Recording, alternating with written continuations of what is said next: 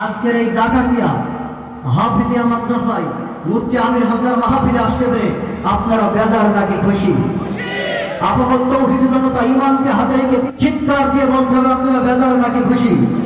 পৃথিবীর মানুষ যখন খুশি হয়ে যায়, পৃথিবীর মানুষের গণরাজ স্বাভাবিকের তুলনায় কম হয় নাকি বেশি হয়?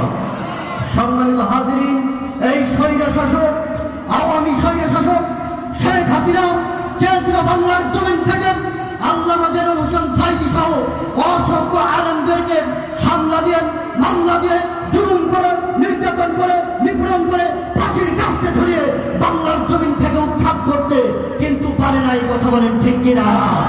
শেষ পর্যন্ত লুঙ্গি কাঁচা বেঁধে শেখ হাসিনাকে বাংলার জমিন থেকে হেলিকপ্টারে পালিয়ে যাওয়া লেগেছে। কথা বলেন ঠিক কিনা?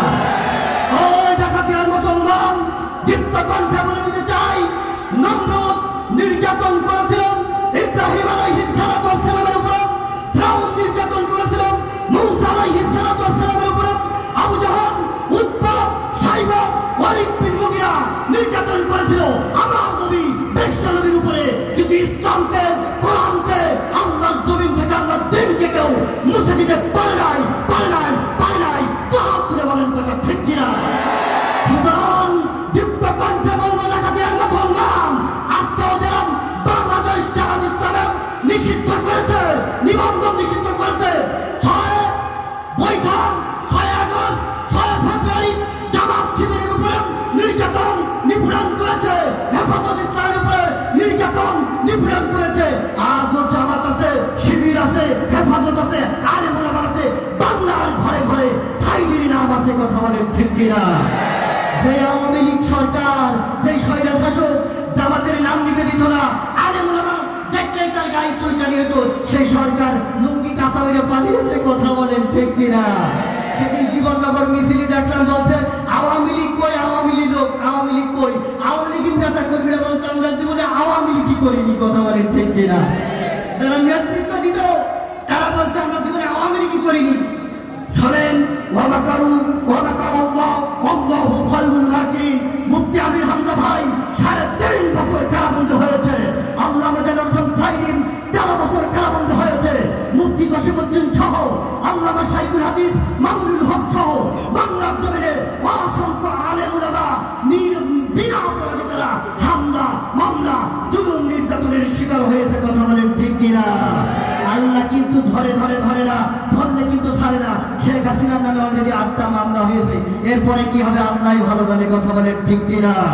সম্মানিত হাজিরিন, আমি বলতে চাই এদেশের স্বৈর শাসক ইসলাম বিদ্বেষী, কোরআন বিদ্বেষী, হাদিস বিদ্বেষী, আলেম ওলামা বিদ্বেষী যতই তোমরা বাংলার জমিন থেকে আলেমদেরকে উৎখাত করতে চাও, মুসলমানদেরকে উৎখাত করতে চাও, বাংলার জমিনের কোরআনের পাখিদের নাম নিশানা মুছে দিতে চাও, আল্লাহ রাব্বুল আলামিন কিয়ামত পর্যন্ত কোরআনের পাখি আল্লামা সাঈদীর নাম কিয়ামত পর্যন্ত রাখবে।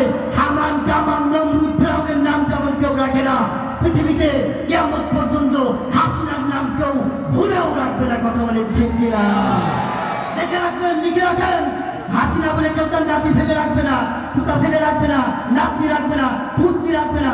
একজন যদি ভুল করে হাসিনা রেখেও ফেলে 10 জন বলবে শিগগিরই নামটা।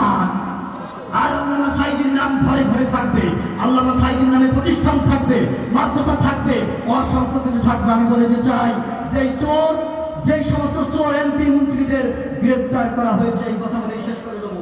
যে চোর এমপি মন্ত্রীদেরকে গ্রেফতার করা হয়েছে, আমরা চাই এদের উপযুক্ত সঠিক বিচার করতে হবে। কথা বলেন ঠিক কিনা?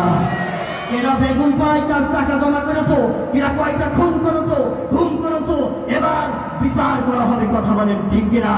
আল্লামা সাঈদী ছিল, আল্লামা সাঈদীর নাম থাকবে, আল্লামা সাঈদীর নাম কিয়ামত পর্যন্ত কেউ মুছে দিতে পারবে না, পারবে না, পারবে না। তো তুলে বলেন কথা ঠিক কিনা?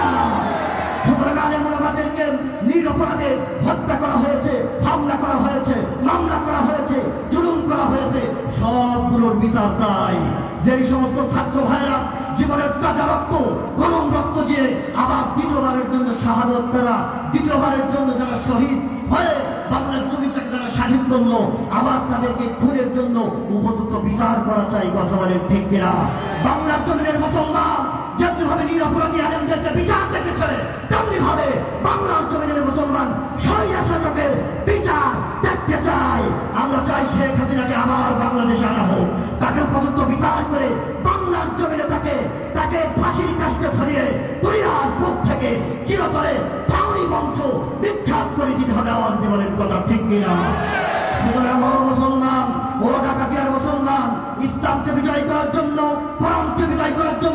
আলেম ওলামার সাথে আমরা অতীতে ছিলাম, বর্তমানে আছি, ভবিষ্যতে থাকবো। বাংলার জমিনে, আল্লাহর জমিনে আল্লাহর দ্বীনকে বাস্তবায়ন করার জন্য হামলা মামলা জুলুম নির্যাতন সহ্য করে শরীরের খুন রক্ত বিয়ে দিয়ে যদি আমাদেরকে আল্লাহর জমিনে আল্লাহর দ্বীন বাস্তবায়ন করার জন্য জীবন দিতে হয়, কারা কারা আল্লাহর জমিনে আল্লাহর দ্বীনটাকে বাস্তবায়ন করার জন্য জীবন দিতে প্রস্তুত, তো হাত তুলে আমার আল্লাহকে দেখায় দেয়।